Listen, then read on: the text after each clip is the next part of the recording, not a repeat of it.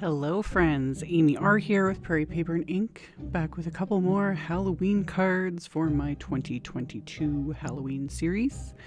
If you've missed any of the videos in the series, because I've done over 20 of them so far, I will have a link to the playlist with all of the videos from this year at the end of this video. So I wanted to use the Simon Says Stamp Pumpkin Patch Embossing Folder. This came in the limited edition Halloween kit that had been released a couple weeks ago for Stamptember. This embossing folder is available separately though, if you did not get the kit. And I did a video on that kit when it came out a couple weeks ago, whenever that was.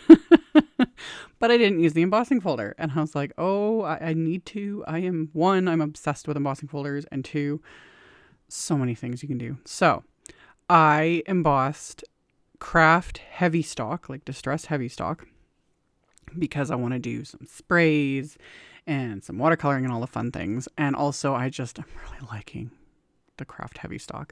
I've had it forever. I've used it in other videos, but just lately I'm like, yes. So I embossed it. And then for my first one, super simple. I'm just using Mica stains, the Halloween ones. Again, these two colors came in the kit, just FYI, because those that watch and are getting the kit, these two stains are in it. It's the Harvest Moon and Burning Ember.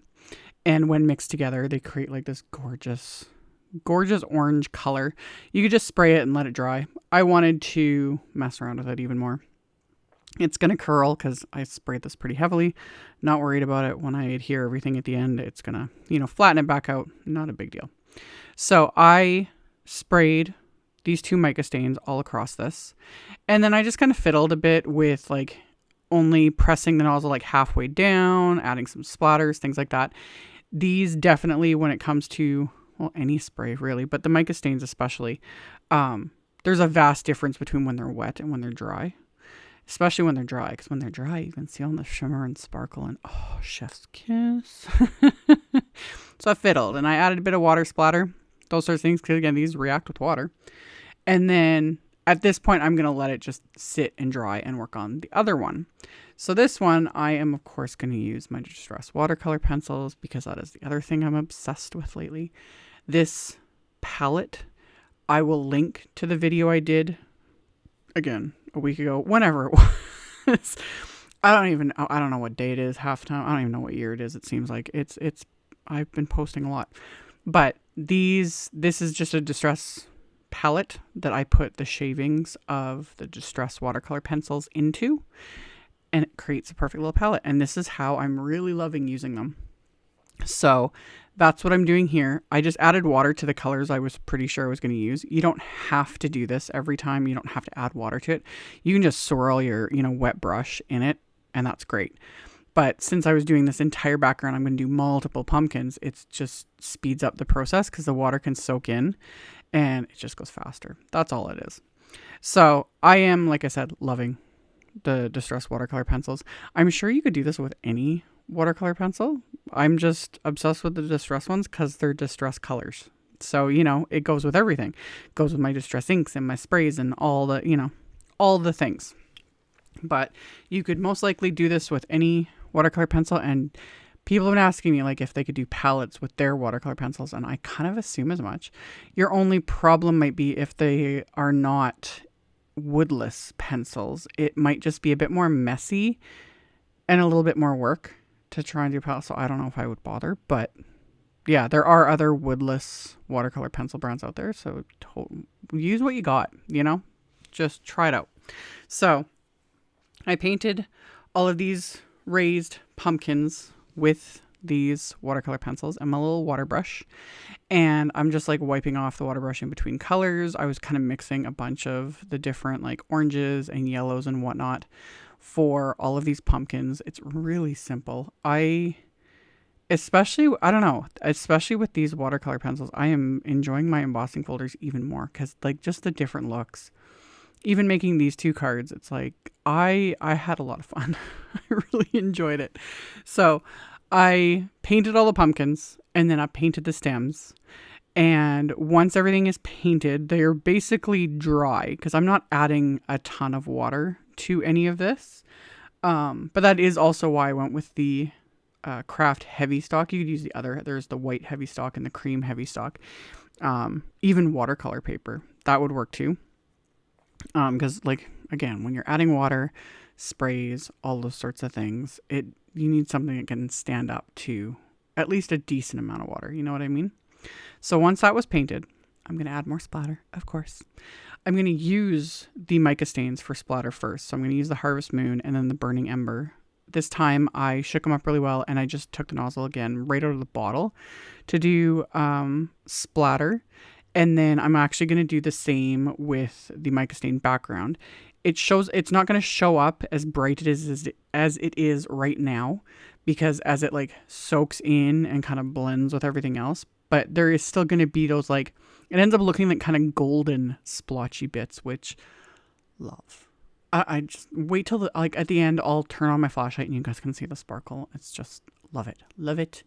Anywho, I did that and then I used the Burning Ember on this background, added splatter. So again, when this dries, the splatter will have that gorgeous shimmer. Love. Let those dry. And then, because they're Halloween cards, these could totally have been fall cards, but of course I'm going to do Halloween. I'm going to add more splatter, this time with Black Soot Distress Paint, because you can't go wrong. More is more, and black splatter for the win. So, shook up the Distress Paint, put that on my palette, applied that with my little fan brush, and just splattered these backgrounds. Like I always say with Distress Paint, especially with the Black Soot, clean the palette and the brush immediately. Do not let them sit. This paint dries permanently and wash it, clean it. You're good to go. So set those backgrounds aside. And then these cards kept evolving. I was originally only going to just like add a sentiment and call it a day, because the backgrounds are they've got, dimension and texture and shimmer and color, but it just kept evolving. So I pulled out a piece of, this time this is Nina Desert Storm cardstock. I went with this because it has a much smoother finish than the KRAFT HEAVYSTOCK. And I wanted to stamp this circle stamp from the Home Sweet Haunted Home stamp set. This stamp set also came in that limited edition kit. The stamp set is also available separately. I will have links like I always do. But this image or this stamp is fairly solid and it has a fairly fine detail for the sentiment, and I wanted to make sure the sentiment stayed legible. So I went with the Desert Storm cardstock because it's smoother, and then I used my anti-static powder tool and I stamped this with Crackling Campfire Distress Oxide ink. You could just leave it there, that's fine, or you could use clear embossing powder, but I have, all things distress, so I used the Crackling Campfire Distress Glaze and poured that over instead of just clear embossing powder. And then melted that. So it just makes it more intense, but then it gives it that shiny, glossy finish. I was kind of thinking almost like wax seal, I could have added one of those to this and that would have looked good too. Anyway, after I did that, I was like, there's these cute little pumpkins in the set. I could use those too. And I have space left over on this piece of cardstock. So I did that too. I stamped these pumpkins onto that Desert Storm cardstock with VersaFine Clair Nocturne ink. I quickly painted them with the Distress watercolor pencils. This didn't take very long. And like I say, with whether you're using the Distress watercolor pencils or say oxide inks, anything that is pigment based and not dye based, the pigments are going to obscure the stamp lines a bit. Not the end of the world, not a big deal. But if you want to keep that stamped image detail, that's where you're going to need something like a Misty or just a stamping platform that you can restamp the images. So I've stamped them. I quickly watercolor them with the watercolor pencils, and then I'm going to restamp the images again with that Nocturne ink, and that's going to just bring back all of the detail. And especially with a stamp like this, these images have like a lot of detail to them, so it just finishes them off in my opinion. So inked it up, stamped it, cut all of those out, And then things just kept evolving. And I was like, I need to add some leaves. So I grabbed some green cardstock from my stash, and I grabbed a couple more of the Halloween mica stains. This time it's Wicked Elixir, which is the green, and Decayed, which is its own unique color. I don't even know how you would describe that one. And shook them up as well. With all of the mica stains, you need to shake them up really, really well. Basically shake them up like a bell. If you shake them up and down, FYI, the liquid will start coming out the top. Can potentially make a mess. I don't really worry about it too much, but shook them up really well, sprayed that cardstock, and then this is also like shimmery, splotchy fabulousness live. And then I die cut this with Simon's etched oak leaves wafer die, which I used in my last video. So everything's die cut, everything's ready to go. I cut down my backgrounds to smaller than my A2 card fronts. I back them with Simon's Big Mama foam tape, and then pop these onto the card bases. And then on the insides of the cards, I had stamped the Happy Halloween sentiment from that same stamp set with the Crackling Campfire ink, which you'll see at the end as well. And then I figured out how I was going to place all my little elements, my leaves and whatnot. The leaves and the Happy Halloween circle sentiment I adhered with KRAFT tacky glue.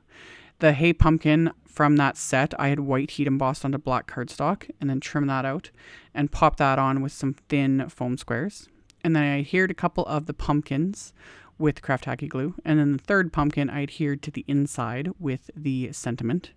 And then as a final bit of embellishment, of course I have matching pearls. Like, of course.